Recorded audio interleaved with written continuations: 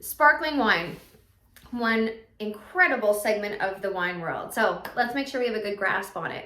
Before we get into it, let's quickly review the fermentation process. So we harvest the grapes from a vineyard, we crush them, we're left with these delicious juices that have natural occurring sugars. We add a little bit of yeast, the yeast eat up those sugars, and our byproduct is alcohol, which is our wine, and CO2. In terms of sparkling wine, our focus is now trapping CO2 and letting it integrate into our bottle and then turn into our glass. There are multiple ways in which this can be done, but there's two primary ways: the traditional method and the tank method. Both of these techniques require two different fermentations, but they're done differently and they have different results, and they also have different price tags. So let's get into it.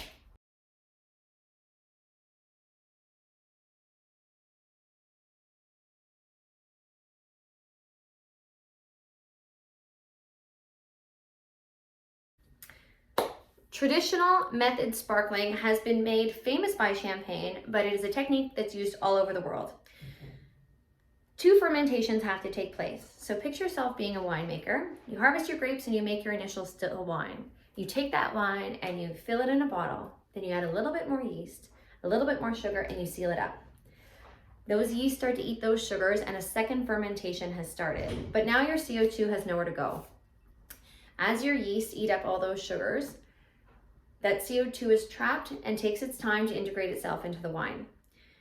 Once those sugars are all consumed, the yeast die and fall to the bottom of the bottle. The reason why this is really critical part of the process is because those yeast start to break down and impart some really complex and delicious flavors.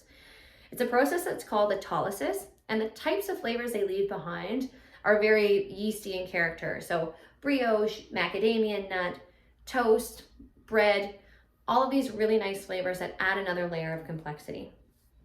How long a winemaker leaves the wine on its side, resting and going through this process that we call autolysis, depends on a variety of things. First of all, every wine region has its own laws as to how long this must happen, but most winemakers go above and beyond this time constraint. So it'll be a minimum of months, but often will be years, sometimes even decades. You can picture this process of all these wines sitting in a cellar somewhere is very expensive. So that'll really contribute to why traditional method sparkling tend to have a higher price tag. Once the winemaker has decided that it's at its desired taste, they go through this machine where the bottles end up getting turned upside down and the yeast fall to the very bottom. They go through a conveyor line where the neck of the bottle gets put through a brine solution that freezes it. And this all happens very quickly, but the lid is taken off, the frozen part that contains all the yeast cells is expelled, they add a little bit more wine, a little bit more sugar, and they seal it up. How much sugar is added to the final bottle determines the resulting sweetness that the consumer gets to taste. There's been a huge push towards wines being very dry. Most people prefer it that way, but it's important to know that sparkling wine can come in a variety of sweetness levels, from very dry to very sweet and anything in between. But when you're thinking about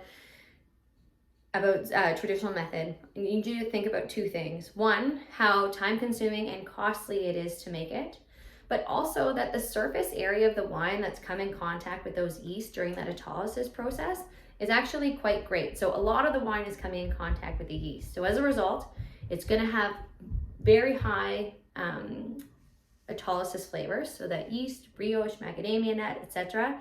And it's going to be, unfortunately, a lot more expensive.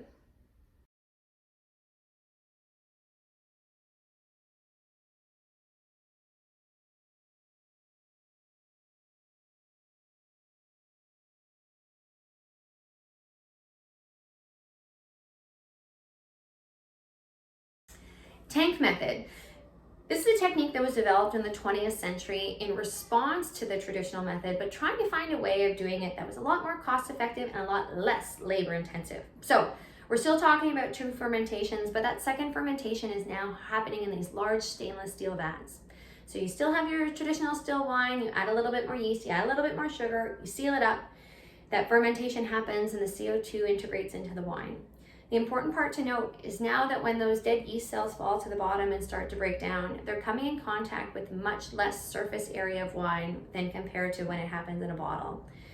The resulting flavors is that the flavors that are coming from the grapes are more of the forefront, whereas those yeasty, nutty characters are much more restrained and more of a supporting character at best. But really it's the flavors that are coming from the grapes that are the standout. But it's a lot cheaper, and it also doesn't need to go through that lengthy aging period. So very fresh.